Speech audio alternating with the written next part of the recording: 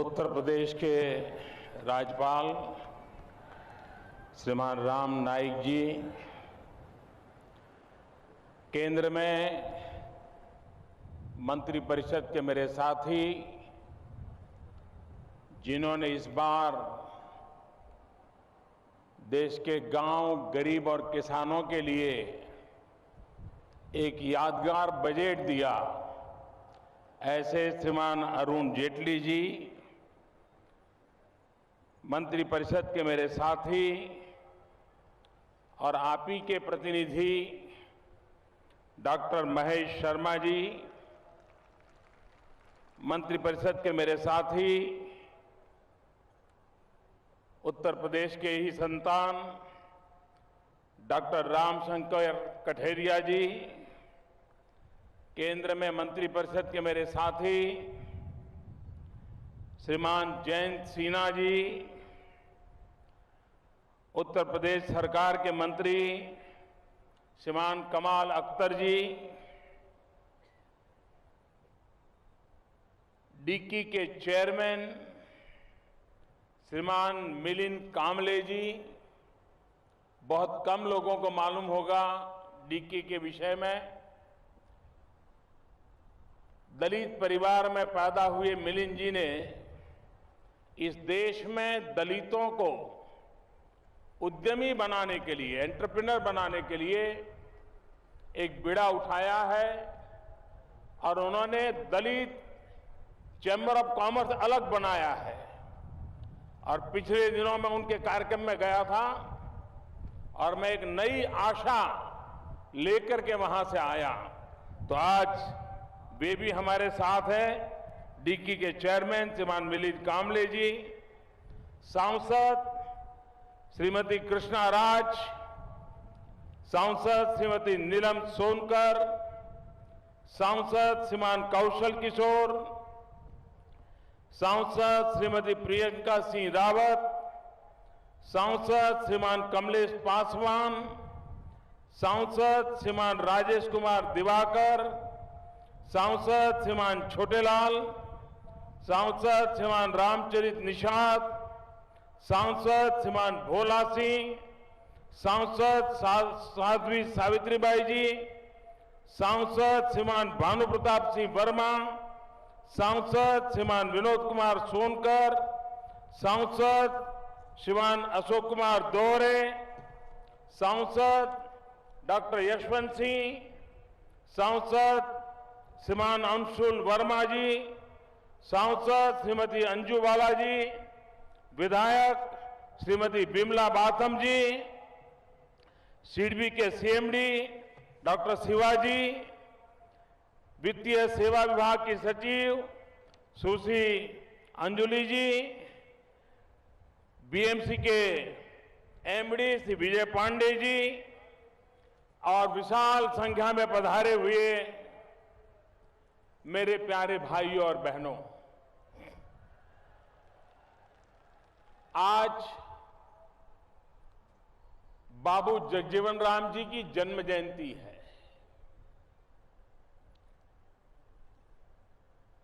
अनेक वर्षों तक राष्ट्र की सेवा में उन्होंने अपना पूरा जीवन खपा दिया। उनके जन्म दिवस को समता दिवस के रूप में भी याद किया जाता है। दलित परिवार में पैदा होकर के राष्ट्र के गौरव को बढ़ाने में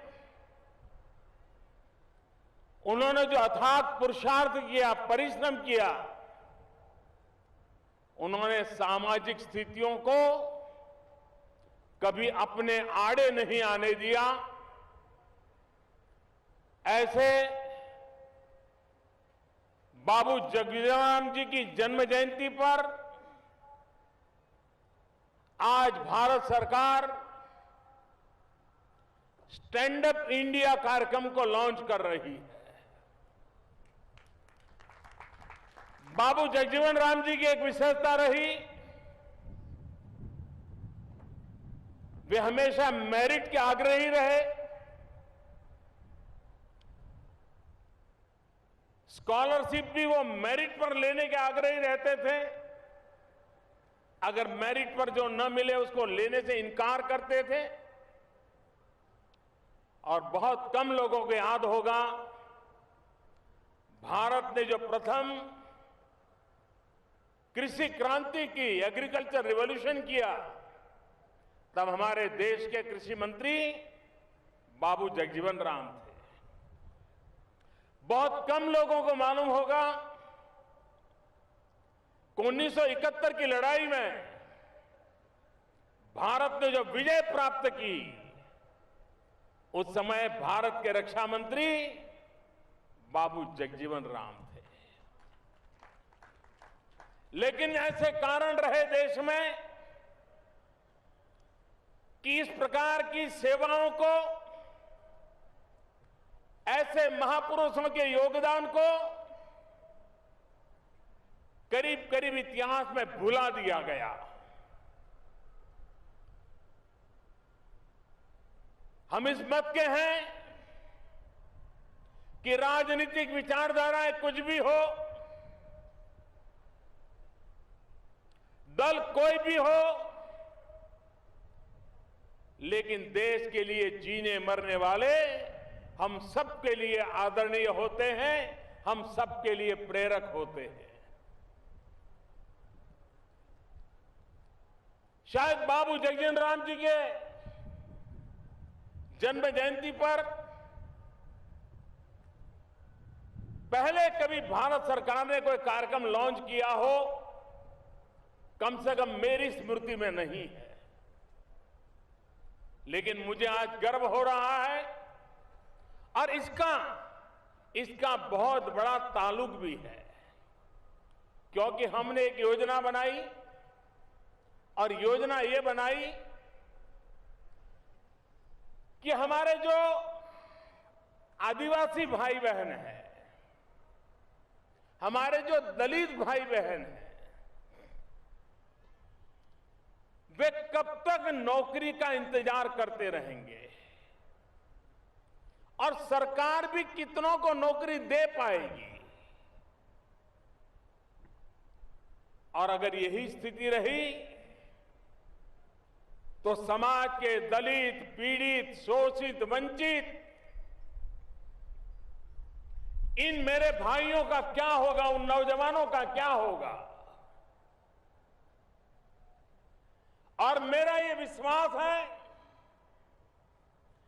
कि परमात्मा ने जो शक्ति और सामर्थ्य, जो समझ और हुनर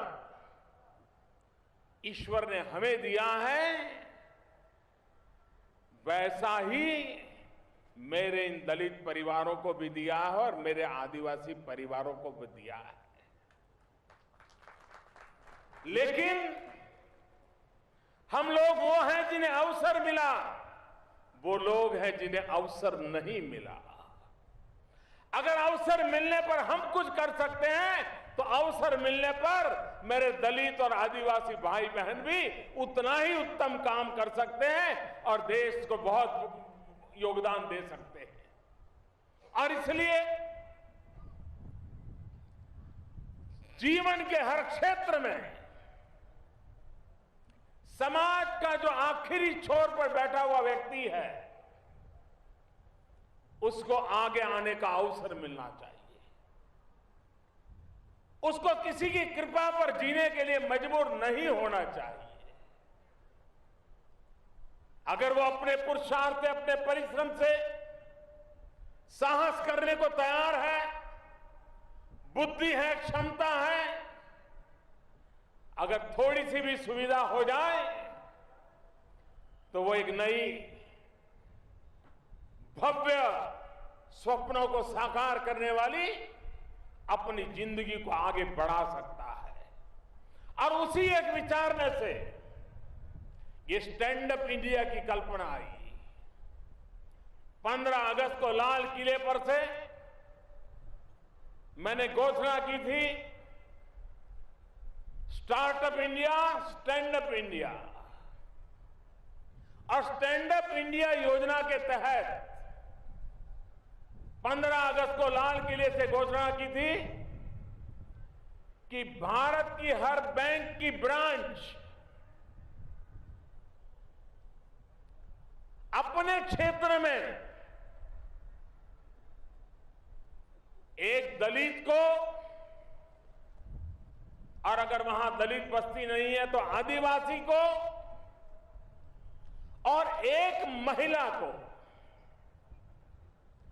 बैंक की तरफ से लोन देंगे। आज देश में 1.25 लाख बैंक है। 1 लाख से ज्यादा स्थानों पर फैली हुई है। आमतौर पर कोई उद्योग या व्यापार शुरू होता है तो जो एस्टैब्लिश शहर होते हैं वहीं पर बढ़ोतरी होती है। हमारी इस योजना के तहत 1.25 लाख बैंक जब पैसे देगी तो 1.25 लाख स्थानों पर कोई न कोई उपक्रम शुरू होगा और 2.5 लाख लोगों के द्वारा 2.5 लाख उपक्रम शुरू होंगे।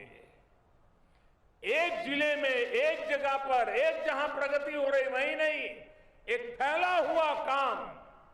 और इसलिए हर ब्रांच को कहा है कि आपकी जिम्मेवारी होगी कि आपकी ब्रांच जिस इलाके में है उस इलाके के किसी नौजवान जो कि दलित हो या आदिवासी हो और एक महिला, 2 लोगों को आपको लोन देना होगा और उनको नया उद्योग, नया व्यवसाय करने के लिए मदद करनी होगी।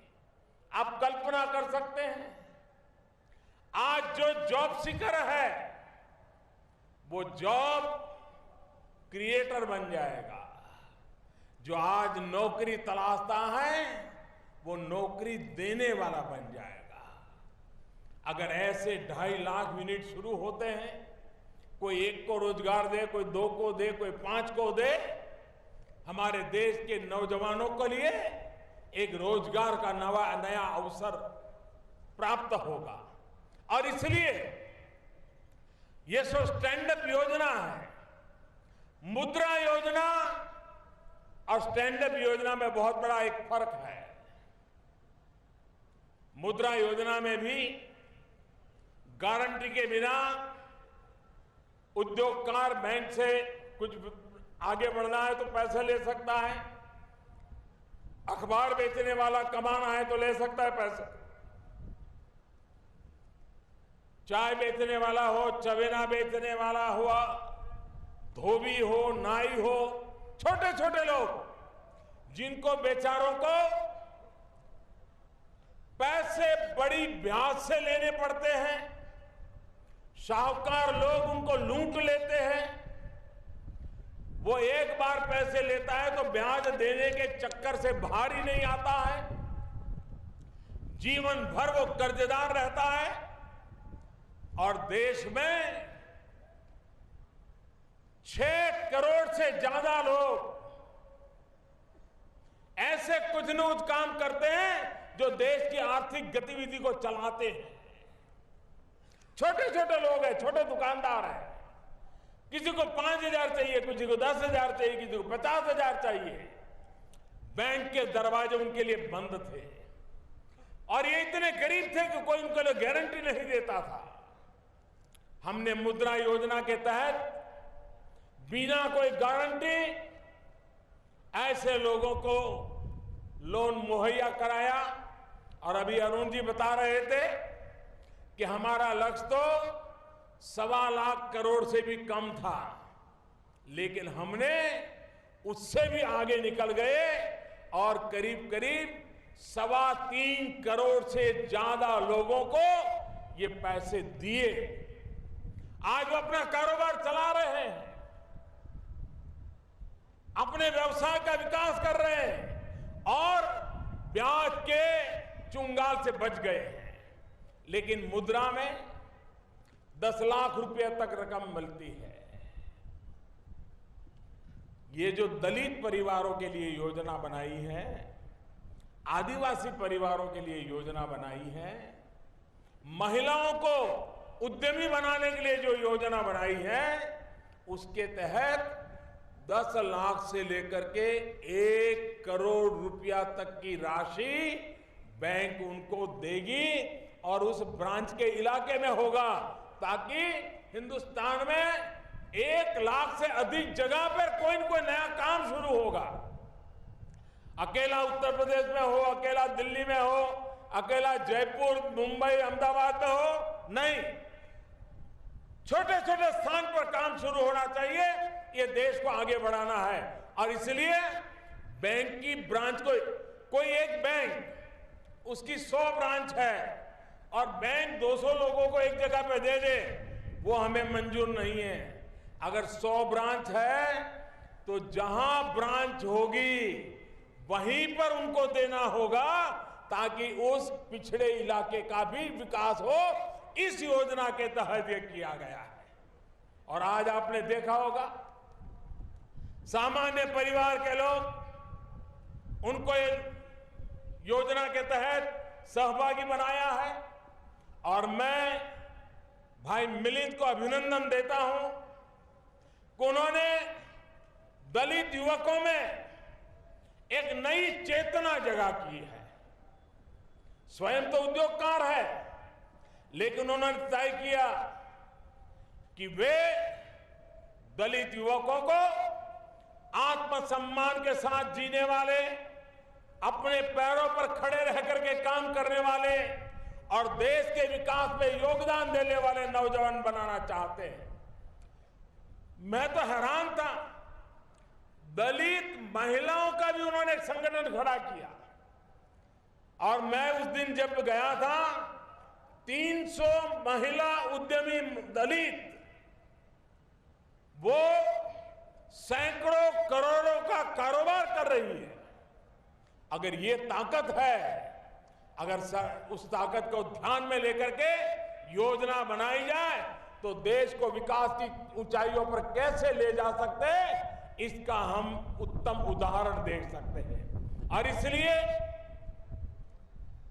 मेरे लिए व्यक्तिगत रूप से आज का कार्यक्रम मैं उत्तम से उत्तम कार्यक्रम मानता हूं, क्योंकि मैं देख रहा हूं मेरे दलित भाइयों का, मेरे आदिवासी भाइयों का जीवन में वो बदलाव आने वाला है और समाज में वो सम्मान के साथ जिएंगे और नई पीढ़ी को रोजगार देने की उनमें ताकत आएगी। इस प्रकार की रचना होना, ये अपने आप में समाज में एक बहुत बड़ा बदलाव लाने का कारण बन रहा है। आज एक और कार्यक्रम भी इसके साथ जोड़ दिया। प्रमुख कार्यक्रम तो मेरा स्टैंड अप इंडिया का था, लेकिन हमारे महेश शर्मा जी अपने क्षेत्र में ई रिक्शा के लिए कितने दिनों से काम पे लगे थे, तो उनका आग्रह था कि इस कार्यक्रम को भी इसके साथ जोड़ दिया जाए। मैंने कहा जरूर जोड़ देंगे। और मुझे अभी रिक्शा वाले परिवारों के साथ चाय पे चर्चा करने का मौका मिला। मैं उनकी बातें सुन रहा था। वो लोग थे जो पहले किराए की रिक्शा लेकर के दिवस भर मेहनत करके अपने परिवार का गुजरान चलाते थे, लेकिन ज्यादातर पैसे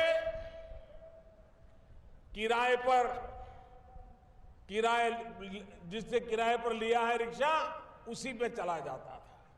अपने जेब में बहुत कम आता था और मेहनत भी इतनी पड़ती थी कि एक उम्र से ज्यादा काम नहीं कर सकते थे।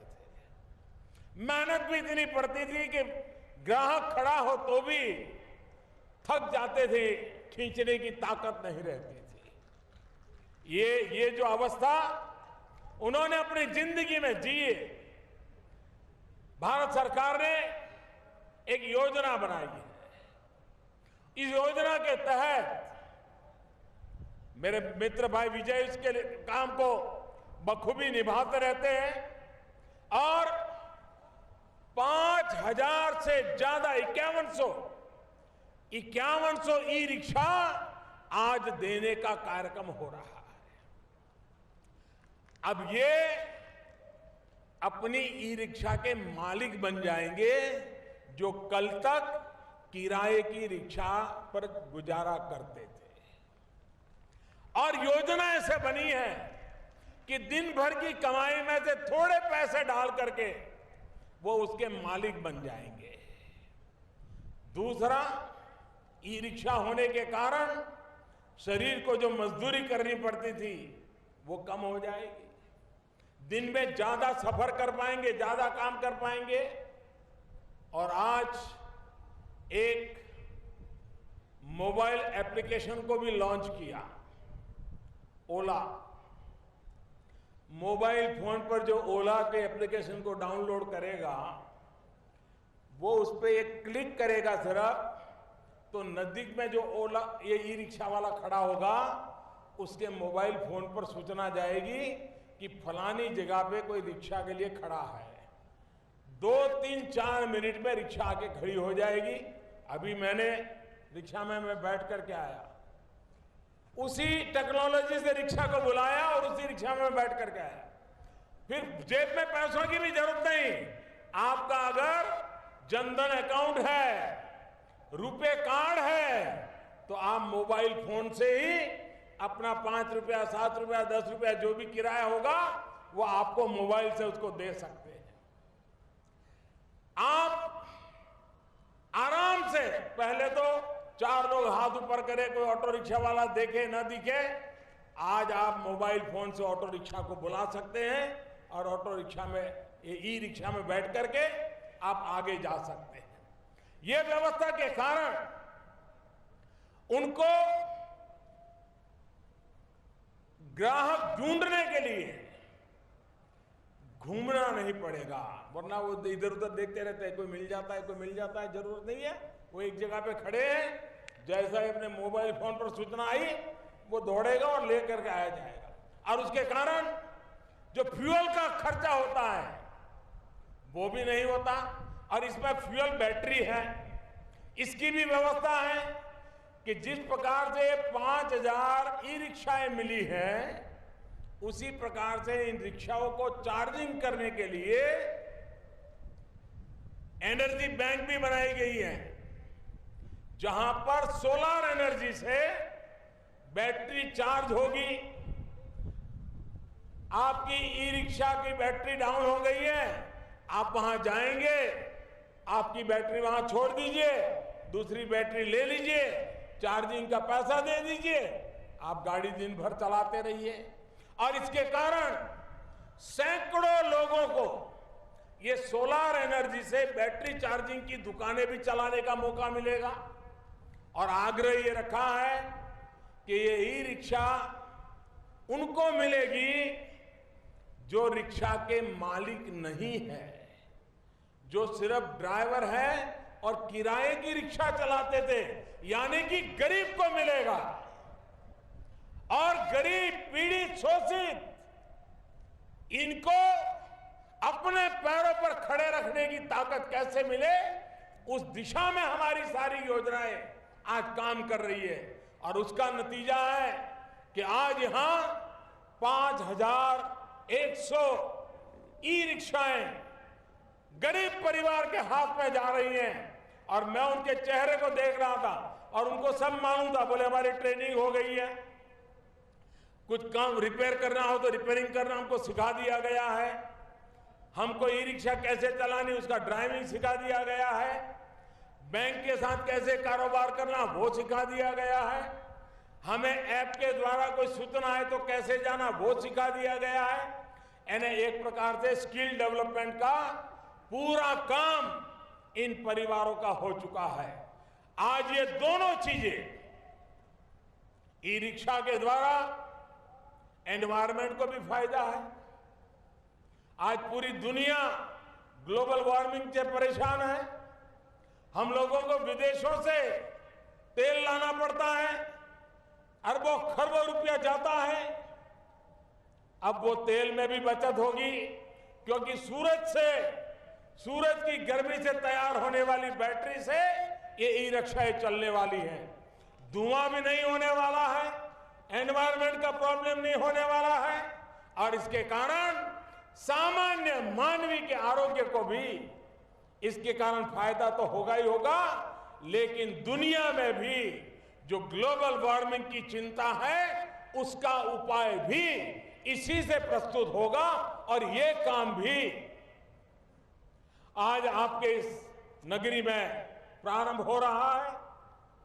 मैं वित्त मंत्री श्रीमान अरुण जेटली जी का अभिनंदन करना चाहता हूं कि उन्होंने बैंकिंग सेक्टर को, आपने देखा होगा हमारे देश में वित्त मंत्रालय यानी ऑफिस, फाइल, बिल पास करना ना करना, उसके आगे देश को वित्त मंत्रालय क्या होता है ये कभी पता ही नहीं था। ज्यादा से ज्यादा वित्त मंत्रालय से कौन जुड़ते थे? तो शेयर मार्केट वाला आएंगे, बड़े उद्योगकार आएंगे। पहली बार आप देखते होंगे कि वित्त मंत्रालय द्वारा जनता के बीच जाकर के कभी जन धन योजना, कभी जीवन बीमा योजना, कभी जीवन ज्योति योजना, कभी मुद्रा योजना, कभी स्टैंड अप योजना, कभी रुपे कार्ड की योजना, गरीब व्यक्ति के साथ देश का वित्त मंत्रालय जुड़ा हुआ हो, वो 21वीं सदी की पहली घटना है। भाइयों बहनों, एक एक डिपार्टमेंट को गरीबों के काम के लिए कैसे लाया जा सकता है, गरीबों की भलाई के लिए कैसे लाया जा सकता है, इसका एक जीता जागता उदाहरण है। हमारे देश में बैंकों का राष्ट्रीयकरण हुआ था गरीबों के नाम पर, लेकिन मुझे दुख के साथ कहना पड़ता है कि आजादी के 70 साल होंगे, इस देश के 40% लोग ऐसे थे कि जिनको कभी बैंक का दरवाजा देखने का सौभाग्य नहीं मिला था। हमने बीड़ा उठाया। पिछली बार मैंने 15 अगस्त को कहा था और कुछ ही दिनों के भीतर भीतर सभी बैंक के कर्मचारी, मैं सार्वजनिक रूप से बैंक के सभी कर्मचारियों का सार्वजनिक रूप से फिर से अभिनंदन करना चाहता हूं, उनका धन्यवाद करना चाहता हूं कि वो घर घर गए, बैंकिंग आवर के बाद भी काम किया, सैटरडे संडे को काम किया और देश के गरीब लोगों को बैंक के खाते से जोड़ दिया। और हमने तो कहा था कि जीरो बैलेंस से बैंक का खाता खुलेगा, आपको 1 रुपया नहीं होगा। अरे वो फॉर्म का स्टेशनरी का जो खर्चा होता है 8-8 रुपया, वो भी नहीं होगा। बस आप खाता खुलवा दीजिए, अपना बैंक अकाउंट खुलवा दीजिए। हमने गरीबों से कहा था आपके पैसों की जरूरत नहीं, बस आप जुड़ जाइए। लेकिन मेरे देश के गरीबों की अमीरी देखिए, मेरे देश के गरीबों की अमीरी देखिए। देश ने अमीरों की गरीबी देख ली है। बैंकों से रुपये लेकर के भागना कैसा, इसके रास्ते लोग खोज रहे हैं। लेकिन ये गरीब देखिए, जिसको तो हमने कहा था कि जीरो बैलेंस से तुम अकाउंट खुलाओ, लेकिन उसकी ईमानदारी देखिए, उसकी अमीरी देखिए। उसने कहा नहीं नहीं मोदी जी, हम ऐसे तो नहीं करेंगे, हम कुछ देना चाहेंगे। और आज मैं गर्व के साथ कहता हूं कि प्रधानमंत्री जनधन योजना के अंतर्गत गरीबों ने जो बैंक अकाउंट खुलवाए, उसमें किसी ने 50 रुपया, किसी ने 100 रुपया, किसी ने 200 रुपया डाला। वो रकम 35,000 करोड़ रुपया से भी ज्यादा हुई। 35,000 करोड़। ये है मेरे देश के गरीबों की अमीरी। और जिस देश के गरीबों की अमीरी देखते हैं तो सरकार का भी मन करता है कि उन गरीबों के लिए खप जाना चाहिए। पूरी सरकार गरीबों के लिए स्वाहा कर देनी पड़े तो कर देनी चाहिए। इस मिजाज से मैं काम कर रहा हूं भाइयों। और मैं मानता हूं देश आगे तब बढ़ेगा जब देश के गरीब के द्वारा देश की विकास यात्रा में भागीदारी सुनिश्चित की जाएगी। हमारी सारी योजनाएं देश के गरीबों को देश की विकास यात्रा में भागीदार बनाने की एक सुनिश्चित रणनीति के तहत चल रही है। एक के बाद दूसरी योजना, पहली योजना से दूसरी जुड़ी हुई होती है और इन सारी योजनाओं के तहत एक ऐसा आर्थिक क्षेत्र जो अनछुआ था, किसी ने कभी सोचा तक नहीं था, ऐसे क्षेत्र में प्रवेश करने की दिशा में हम प्रयास कर रहे हैं। मैं फिर एक बार वित्त मंत्रालय को हृदय से बहुत बहुत अभिनंदन करता हूं। वित्त मंत्रालय के सभी अधिकारियों की टीम को अभिनंदन करता हूं कि देश को उन्होंने उत्तम बजट तो दिया, लेकिन देश के गरीबों के लिए एक के बाद योजनाएं दे करके देश के गरीबों को ताकत देने का काम किया है। इसलिए वे भी बहुत बहुत बधाई के पात्र हैं। आज जिन परिवारों को ई रिक्शा मिली है, उनको मैंने जब बैठा था मैंने कहा था, लेकिन बाकी लोग वहां नहीं थे, उनसे मैं कहना चाहता हूं। और ये ई रिक्शा वाले मेरा एक काम करेंगे, पक्का करेंगे। आप मुझे वादा कीजिए, आप अपने बच्चों को पढ़ाएंगे,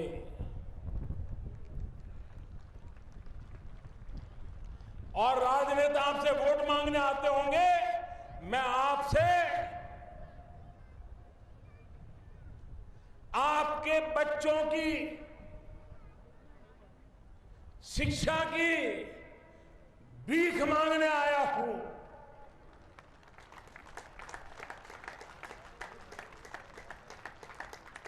और उसमें भी आप अपनी बेटियों को तो अवश्य पढ़ाएंगे। आप देखिए, कुछ ही सालों में आपको ई रिक्शा भी नहीं चलानी पड़ेगी। आपके बच्चे आपके परिवार को नई ऊंचाइयों पर ले जाएंगे। और इसलिए इन सरकार की योजनाओं का लाभ आपके बच्चों को सबसे पहले मिलना चाहिए, और वो शिक्षा के रूप में मिलना चाहिए। आप देखिए, आपकी तो जिंदगी बदल जाएगी, भारत का भविष्य बदल जाएगा। और इसलिए मैं आज इन ई रिक्शा वालों को भी शुभकामनाएं देता हूं।